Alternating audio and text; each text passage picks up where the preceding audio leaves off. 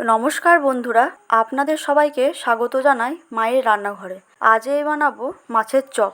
প্রথমে মাছগুলোতে নুন হলুদ দিয়ে একটু সেদ্ধ করে নিতে হবে। যতক্ষণ সেদ্ধ হচ্ছে ততক্ষণে আমরা চপের জন্য মশলাটা তৈরি করে নিই। শুকনো কড়াইয়ের মধ্যে তেজপাতাটাকে আমি এভাবে ছিঁড়ে নিয়েছি, কারণ আমি শিলনোড়ায় গুঁড়ো করব, এটা গুঁড়ো করতে সুবিধা হবে।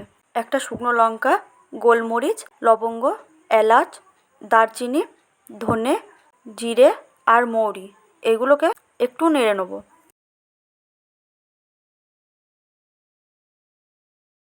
এদিকে আমার মাছটাও সেদ্ধ হয়ে গেছে। এবার কাঁটাগুলো ছাড়িয়ে নেব, না হলে আবার চপ খেতে গিয়ে গলাতে কাঁটা লেগে যাবে, তখন আবার চপ খাওয়ার হবে না। এই মাছটার মধ্যে যেন কোনো জল না থাকে, জল থাকলে এভাবে নিংড়ে বের করে নেবেন। এরপর তেলের মধ্যে কোচানো পেঁয়াজটা দিয়ে একটু ভেজে নেব। এবার রসুন কুচি দিয়ে দেবো। আদাটাকে বাটিনি, আমি এইভাবে ছোট ছোট করে কুচি করে নিয়েছি। আর দেবো কাঁচা লঙ্কা কুচি। এগুলো একটু ভেজে নিয়ে এরপর একে একে মশলাগুলো দেবো। হলুদ গুঁড়ো, জিরে গুঁড়ো দিয়ে এবার ওই যে ছাড়িয়ে রাখা মাছটাকেও দিয়ে দেবো। শুকনো লঙ্কার গুঁড়ো। আমি আগেই আলু সেদ্ধ করে রেখেছিলাম, কারণ চপ করব, তার জন্য আলু তো লাগবেই। এবার সবগুলো ভালোভাবে মিশিয়ে নেব। এবার আমি এর মধ্যে ম্যাগি মশলা আর ওই যে প্রথমেই গুঁড়ি করে রাখলাম মশলাটা, ওই মশলাটাকেও দিয়ে দেবো। এবার সবার শেষে ধনেপাতা কুচি আর নুন দিয়ে আর একবার ভালোভাবে নেড়ে নেব। এবার শেপ দিয়ে দেবো।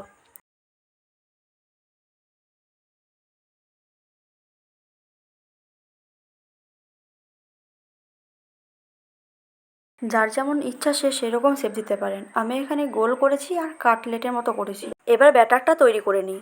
কর্নফ্লাওয়ার আর গোলমরিচ গুঁড়ো গুলে নেব। আর ব্রেড ক্রাম্বসগুলোতেও আমি একটু গোলমরিচ গুঁড়ো দিয়েছি আর সামান্য নুন, এতে খুব সুন্দর হয়। আমি এইভাবে ডবল কোট করে নেব।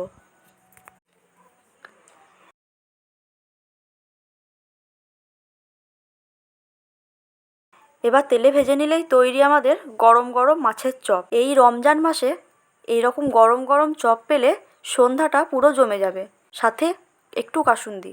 সকলকে ধন্যবাদ।